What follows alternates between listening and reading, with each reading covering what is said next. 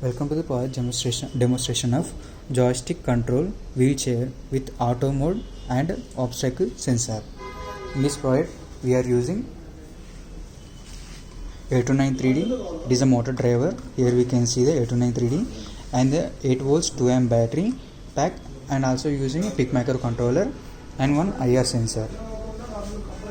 And also we are using charging circuit and a transformer. Here we can see this transformer will take input of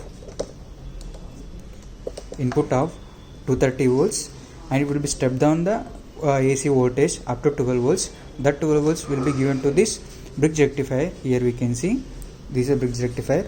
So that bridge rectifier output will be given to this 8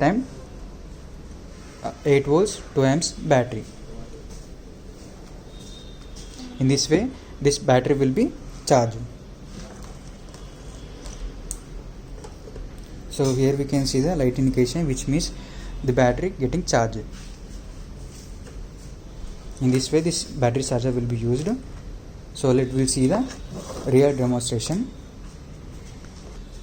And also we are using joystick. Based on the joystick direction it will be rotate. So if I rotate this one to forward, it will move forward. If I rotate this one to backward, it will move backward. If I rotate this one to left side, it will be rotate left side. If I rotate this one to right side, it will rotate right side. So now I am using joystick for the robo movement, for forward, for backward, for left and right. So if any object will be detected by IR sensor, here we can see. So now it is detected. So it will be not moved forward. It will move only backward only. So if object is not detected, it will move forward. So now it is a detected object. So that's why it is not moving forward. In this way, this project will be works. Thanks for the watching.